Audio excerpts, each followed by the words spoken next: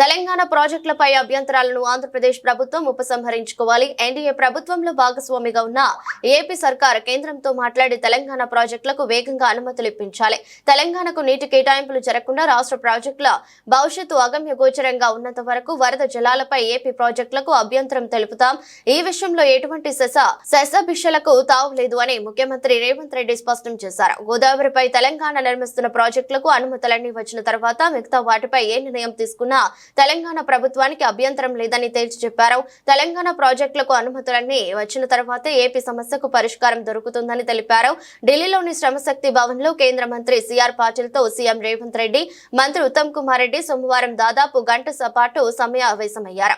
అనంతరం మీడియాతో మాట్లాడారు. ఇటీవలే ప్రధాని మోదీని కలిసి గోదావరిపై ప్రాజెక్టుల జలాల అనుసంధానం తదితర అంశాలపై వివరించాలనే విషయాన్ని కేంద్ర మంత్రి దృష్టికి తీసుకెళ్లాలని తెలిపారు. నీటి వినియోగం మీద వస్తున్న సమస్యలు జరుగుతున్న చర్చల మీదనే ప్రధానంగా వారి దృష్టికి తీసుకురావడం జరిగింది.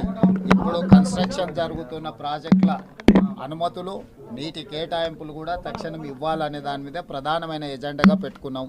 మొన్ననే ప్రధానమంత్రి గారికి గోదావరి జలాలను మూసి అనుసంధానం చేసే విషయంలో చెప్పినాము. తప్పకుండా అక్కడి నుంచి రిపోర్ట్ అడిగినప్పుడు వాళ్ళు ఇస్తారు. దాని మీద ఆ సందర్భం వచ్చినప్పుడు తప్పకుండా మాట్లాడతాం. ఎస్ఎల్బి గురించి జస్ట్ అవుట్లైన్ బ్రీఫ్ చేసినాం. యాక్సిడెంట్ జరిగింది, యాక్సిడెంట్లో ఉన్న పరిస్థితి ఇచ్చినాక ప్రధానంగా ఇప్పుడున్న నీటి కేటాయింపులు, నీటి వినియోగము, వాటికి సంబంధించిన నిధులు, అనుమతులు, వాటి మీదనే ప్రధానమైన చర్చ జరిగింది. ఎజెండాలో ప్రధానంగా ఆ అంశాలను ప్రస్తావించడం జరిగింది.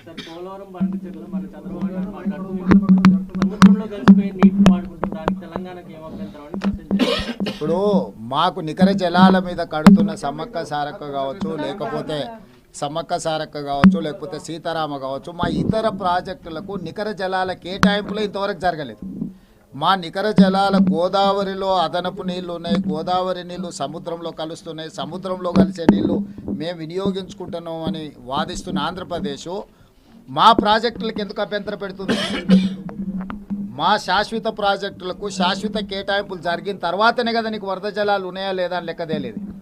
సో గోదావరి నది మీద నిర్మిస్తున్న తెలంగాణ ప్రాజెక్టుల యొక్క నీటి కేటాయింపులు పూర్తయిన తర్వాతనే ఏదైనా ఇతర ప్రాజెక్టులకు అనుమతి ఇవ్వాలి, ముఖ్యంగా వరద జలాలకు సంబంధించి. వన్ ట్రిప్ ఇప్పుడు మేము కట్టుకున్న ప్రాజెక్టులు సమ్మక్క సారక్క కానీ లేకపోతే సీతారామ కానీ ఫైనల్ సిడబ్ల్యూసీ క్లియరెన్స్ రాలేదు కదా. అందుకోసమే కదా మేము టైమ్ అండ్ అగైన్ వచ్చి రిప్రజెంట్ చేస్తున్నది.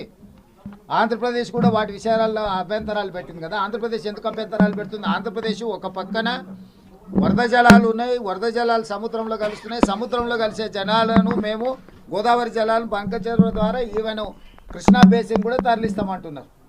ఒకవేళ మీరు ఆ నీళ్ళను వినియోగించుకోవాలనుకున్నప్పుడు మా ఉన్న ప్రాజెక్టుల యొక్క అనుమతులకు ఎందుకు అభ్యంతరం పెడుతున్నారు? రేపు భవిష్యత్తులో మా ప్రాజెక్టులు పూర్తయి ఆయకట్టు స్థిరీకరించకపోతే మీకు టేలెండ్లో కట్టుకున్న లేకపోతే వరద జలాల బేసిన్ మీద మీరు కట్టుకున్న ఆయకట్టు స్థిరీకరించబడితే రేపు నీటి కేటాయింపుల సందర్భం వచ్చినప్పుడు స్థిరీకరించిన ఆయకట్టుకు నీళ్లు కేటాయిస్తామంటారు. అప్పుడు శాశ్వతంగా ఈరోజు మాకు కృష్ణాలో వచ్చిన సమస్య ఏంది? కృష్ణా డెల్టాలో ఆయకట్టు స్థిరీకరించడం వల్ల ఈరోజు 811 టీఎంసీలు కృష్ణా నదిలో అందుబాటులో ఉన్న 512 టీఎంసీలు ఆంధ్రప్రదేశ్ వినియోగించుకుంటుంది, 299 మాత్రమే తెలంగాణ వినియోగించుకుంటుంది. దీనికి ప్రధానమైన కారణం తెలంగాణ ప్రాంతంలో ఉన్న ప్రాజెక్టులు పూర్తి కాకపోవడం, ఆంధ్రప్రదేశ్లో పూర్తయిన ప్రాజెక్టులకు నీటిని కేటాయించడం. మళ్ళీ